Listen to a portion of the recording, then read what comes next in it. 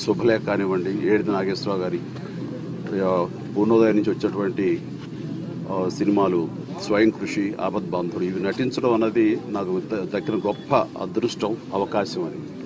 ఆయన దర్శకత్వంలో నేను నటనలో మరిన్ని మెళుకువలు తెలుసుకోవడానికి, నటన పట్ల మరింత అవగాహన పెంచుకోవడానికి నాకు ఎంతో దోహదపడ్డాయి. ఆయన మాలాంటి నటులకు ఒక గ్రంథాలయం, ఒక ఎన్సైక్లోపీడియా అని చెప్పగలను. ఆయన సినిమాలు నేటి యువ దర్శకులకి ఒక ఒక ఒక గ్రంథాలయం అని చెప్పగలను. అవి అంతటి చక్కటి దర్శక ప్రతిభ కనబరుస్తూ ఉంటుంది. అలాంటి దర్శకులు మళ్ళీ రారు, మళ్ళీ ఉండరేమో. ఏవైనా ఆయనతోటి నాకు వృత్తిపరంగా నాకు ఆయన గురుతుల్యులు, అలాగే వ్యక్తిగతంగా ఆయన నాకు పితృ సమానం.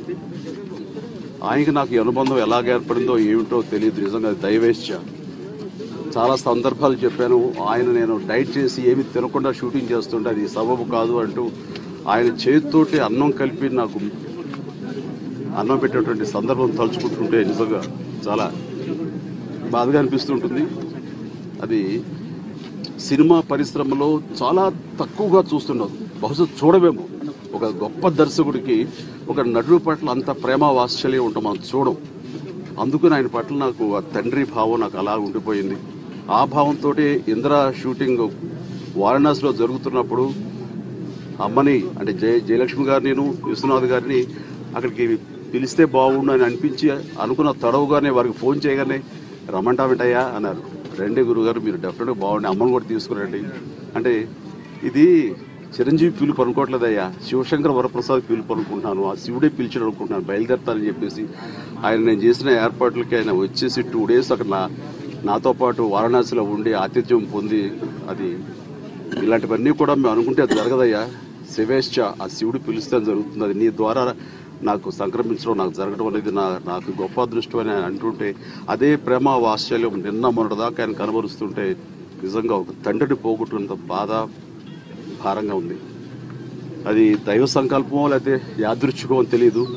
సరిగ్గా ఫిబ్రవరి 43 ఏళ్ల క్రితం ఫిబ్రవరి 2వ తారీఖు శంకరాభరణం రిలీజ్ అయిన రోజున, అది సరిగ్గా అదే రోజున, అదే ఫిబ్రవరి 2న నిన్న ఆ శివుడి మెడలో ఆభరణలాగా, ఆ శంకరుడి మెడలో ఆభరణలాగా ఆయన శివైక్యం అయిపోవటం అన్నది, ఇది గొప్పగా ఆ శివుడు తన బిడ్డని తనలోకి ఇముడ్చుకున్నాడు, తనలోకి తీసుకున్నాడు అనే సంతృప్తితో అందరూ ఉండటం అనేది, అది నిజంగా ఒక పక్కన ఎంతో సంతృప్తి కలిగిస్తుంది.